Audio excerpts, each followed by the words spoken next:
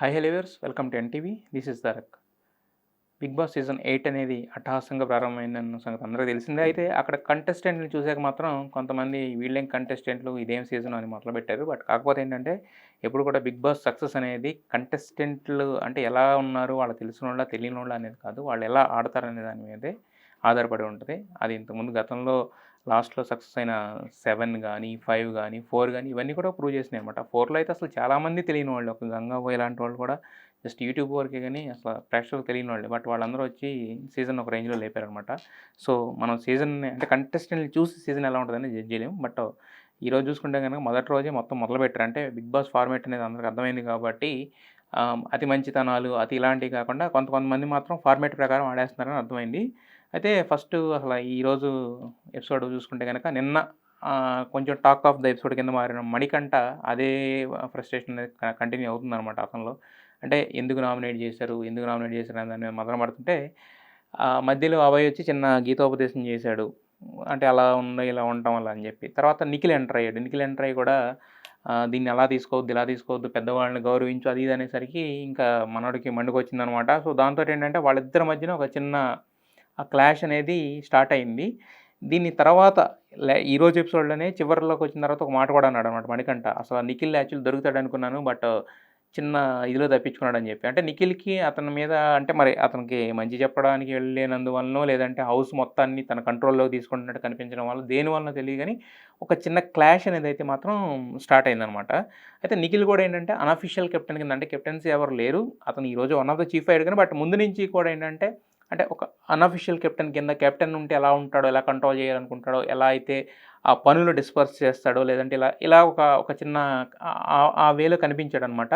So, దేనివల్ల గాని మొత్తానికి మణికంఠకి నిఖిల్ మనసులో ఏమో తెలీదు. మణికంఠ మనసులో అయితే మాత్రం నిఖిల్ మీద ఒక చిన్న క్లాష్ అనేది స్టార్ట్ అయిందనేది అతని మాటలను బట్టి లేటర్ ఆఫ్ ద ఎపిసోడ్‌లో అతను కిరాక్ సీతతో మాట్లాడిన మాటలను బట్టి అర్థమైంది. అయితే ఇక విష్ణుప్రియ కూడా నిన్న ఎందుకు అతన్ని నామినేట్ చేయాల్సొచ్చిందనేది తన వ్యూ చెప్పడానికి ట్రై చేసింది. చెప్తూ ఏదో ఒక చిన్న మాట జారింది. ఫెమినైన్ అనే ఒక వర్డ్ వాడింది. ఫెమినైన్ అంటే ఆడతనం, ఒక చిన్న అడింగితనం అంటాం గదా! అలాంటిది మణికంఠలో కల్పించింది. అంటే సాఫ్ట్‌నెస్ అంటాకి, ఆ ఫెమినైన్ నేచర్ అంటాకి తేడా ఉంది.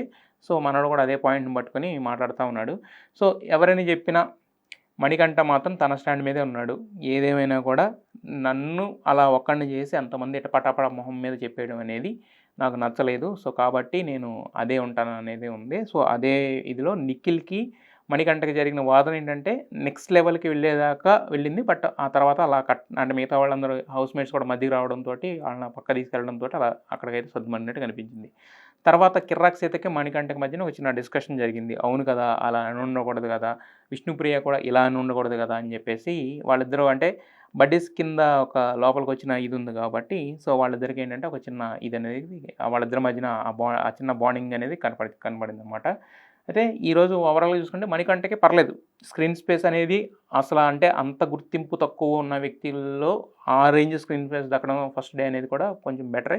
కాకపోతే ఏంటంటే మనోడు దగ్గర ఉన్న ఒక చిన్న మైనస్ ఏంటంటే ఆల్రెడీ ఇన్‌ఫ్లుయెన్స్ చేయడం అనేది స్టార్ట్ చేశాడు ప్రతి ఒక్కళ్ళని. బేబక్కని కూడా తన వ్యూలో చెప్పినప్పుడు, తర్వాత లాస్ట్‌లో నబీల్‌ని ప్రతి ఒక్కళ్ళని, తర్వాత సోనియాకి, శేఖర్ భాషకి ఒక చిన్న ఆర్గ్యుమెంట్ జరిగింది. దానికి కూడా కారణం మణికంఠే అనమాట. ఎందుకంటే సోనియా కూడా చెప్పింది. నాకసల ఫుడ్‌ని డిస్‌రెస్పెక్ట్ చేయడం అనే పాయింట్ మణికంఠ ఇచ్చాడని చెప్పి ఆమె ఓపెన్ అయింది. సో, ఇన్‌ఫ్లుయెన్స్ చేయడం అనేది స్టార్ట్ చేశాడు పీపుల్‌ని. అంటే అతను చెప్పే మాట విధానానికి ఇన్‌ఫ్లుయెన్స్ అవుతున్నాడా? లేదంటే అతని స్ట్రాటజీ అదా? ఏంటనేది మాత్రం మనకైతే తెలీదు ప్రస్తుతానికి. బట్ మనోడు ఆట తీరైతే మాత్రం ఇన్‌ఫ్లుయెన్సింగ్ ద అదర్ పర్సన్స్ అనే దాని మీద నడుస్తుందనమాట. ఇక నో రేషన్ అన్నారు. అంటే నో రేషన్, నో కెప్టెన్ ఇలా 2, 3 బ్యాడ్ న్యూస్‌లు చెప్పి నో రేషన్ అన్నారు గానీ, బట్ ఫస్ట్ కొత్తగా వచ్చారు కదా! ఇంట్లోకి అప్పుడే ఏం ఆడతారు? అప్పుడే ఏం సంపాదించుకుంటారు అన్న థాట్‌లో ఏమో తెలీదు. బిగ్ బాస్‌ది ఎలా అయినా పెద్ద మనసు అది అందరికీ తెలిసిందే. ప్రస్తుతానికి చెప్పడానికి మీకసల కెప్టెన్సీకి అనర్హులు అంటారు. మళ్ళీ తర్వాత ఒక టాస్క్ పెట్టి అర్హుల్ని చేస్తారు. ఇలాంటియన్నీ ఉంటాయన్నమాట బిగ్ బాస్ అనేసరికి. బిగ్ బాస్ ఎంత ఎవరు ఎలా అనుకున్నా కూడా కొద్దిగా పెద్ద మనసు ఎక్కువ. సో, కాబట్టి ఏంటంటే వాళ్ళకి కావాల్సిన సరుకులు మొత్తం పంపించారు లోపలికి.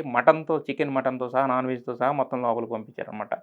అయితే ఈరోజు శేఖర్ భాష దగ్గర ఏంటంటే మనం అంటే అతను ఆర్‌జే కాబట్టి అతనికి ఒక చిన్న ఇది ఉంటది. శేఖర్ భాష మాటల్లో గాని, వాటిలో గాని ఒక చిన్న చిలిపితనం అలాంటివి ఉంటాయి. కొంచెం సెటైరికల్ ఉంటది. బట్ ఈరోజు కొంచెం కుళ్ళు జోకులు ఎక్కువైనాయనమాట. అంటే ఆటో పంచెస్ అంటారు ఆటిల్ని. అంటే కొన్ని కొన్ని అనమాట. అంటే మనం అనుకున్న ఒక మన ఇంగ్లీష్‌లో ఏదైనా పదం వాడితే దాన్ని తెలుగులో వేరే రకంగా చెప్పడం ఇలాంటివి అనమాట. ఇలాంటి కొన్ని కొన్ని జోకులు. అంటే ఇక్కడ నుంచి బెస్ట్ వ్యూ అని ఏదో బేబక్ అంటే అందరికీ నచ్చే వ్యూ ఏదో తెలుసా? ఐ లవ్ యూ అని ఇలాంటివన్నమాట. ఆటిల వలన ఎవరికైనా నష్టం లేదు గానీ, బట్ కాకపోతే ఏంటంటే అతని ఆర్‌జే స్కిల్స్ ఏదో ఉపయోగించడానికి ట్రై చేస్తున్నట్టు శేఖర్ భాష దగ్గర నుంచి అర్థమైంది. ఇక సోనియా ఆకలి మాత్రం కొంచెం అతి చేసిందనిపించింది. అంటే బేసిక్‌గా ఇప్పుడు ఆ అమ్మాయికి అవసరమైన విషయాల్లో అతి చేస్తే బానే ఉంటది. ఆ అమ్మాయి కూడా కిచెన్ డిపార్ట్‌మెంట్‌లో ఉండి బేబక్ ఏదో ఒక హాఫ్ అన్ అవరు ఆహ్, కుక్కర్ పని చేయక ఏదో సంథింగ్ ఏదో జరిగితే దానికి కొంచెం అతిగా రియాక్ట్ అయింది. మధ్యలో ఏదో ఒకటి ఉండే దానికి ఓకే. ఏది శేఖర్ భాష ఫుడ్ డిస్‌రెస్పెక్ట్ చేయడం అనే విషయంలో. ఇక లాస్ట్‌లోకి వచ్చేసరికి థర్డ్ చీఫ్ విషయంలో వాళ్ళిద్దరిని కలిసి ఒక డెసిషన్ తీసుకోమన్నారు. ఆ డెసిషన్ నాకు కరెక్ట్‌గా అనిపించలేదు అని చెప్పే అధికారం ఉంటది గానీ, బట్ వాళ్ళనెందుకు తీసుకున్నారు? నబీల్ ఎందుకు కరెక్ట్ కాదని ఒక ఆర్గ్యుమెంట్ పెట్టింది. అదంతా అనవసరం కదా! యాక్చువల్‌గా. ఇప్పుడు ఆ అమ్మాయికి ఇచ్చుంటే ఇప్పుడు తర్వాత లాస్ట్‌లో విష్ణుప్రియ అక్కడ మాత్రం ఒక చిన్న మెచ్యూరిటీగా ఒక మాట ఉంది. ఇప్పుడు నువ్వంటున్న మాట కూడా నాకు నచ్చదు. నబీల్ కెప్టెన్ అనేది నాకు ఇష్టం లేదు. నాకు నా న నీ వ్యూతో నేను ఏకీభవించట్లేదు. అలాగే ఒక్కొక్కళ్ళకి ఒక్కొక్క వ్యూ ఉంటది కాబట్టి వాళ్ళ వ్యూలో అదనేది మాత్రం ఆ విషయంలో మాత్రం విష్ణుప్రియ అనే అమ్మాయి చెప్పిన పాయింట్ మాత్రం కొంచెం మెచ్యూరిటీగా అనిపించిందనమాట. ఇక ఈరోజు ఆటలో ఇంకో హైలైట్ ఏంటంటే నిన్న గెలిచిన ముగ్గురికి ఒక బంపర్ ఆఫర్ ఇచ్చారు. అంటే కెప్టెన్ ఉండరు. కెప్టెన్ బదులు ముగ్గురు చీఫ్స్ ఉంటారు నాకు తెలిసి. అంటే క్లీనింగ్‌కి ఒకళ్ళు ఈ కైండ్‌లో ఏదో పెట్టుకుంటారు వాళ్ళు ముగ్గురు చీఫ్స్‌కి ఎలా అలాట్ చేస్తాడు పనులనేది చూడాలి. బట్ ఆ ముగ్గురు చీఫ్స్‌లో ఏంటంటే ఫస్ట్ అంటే నిన్న 3 జంటలు గెలిచినాయి గదా! సో, వాళ్ళకనమాట.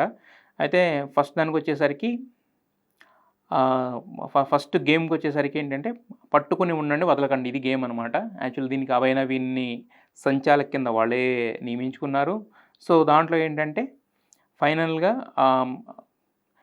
నిఖిల్ గెలిచాడనమాట. నిఖిల్ గెలిచి అంటే ఆల్మోస్ట్ నైనిక కూడా బాగా చివరి వరకు ట్రై చేసింది. చివరకున్న వీళ్ళిద్దరే జస్ట్ సెకండ్స్ గ్యాప్‌లో ఏంటంటే నైనిక ఔట్ అయింది. ఫస్ట్ చీఫ్ కింద నిఖిల్ గెలిచాడు. ఇక సెకండ్ గేమ్ అంటే గేమ్స్ అన్నీ కూడా టక టక టక అయిపోయాయి గేమ్స్. విసిగించే గేమ్స్ అయితే ఏమి లేవు.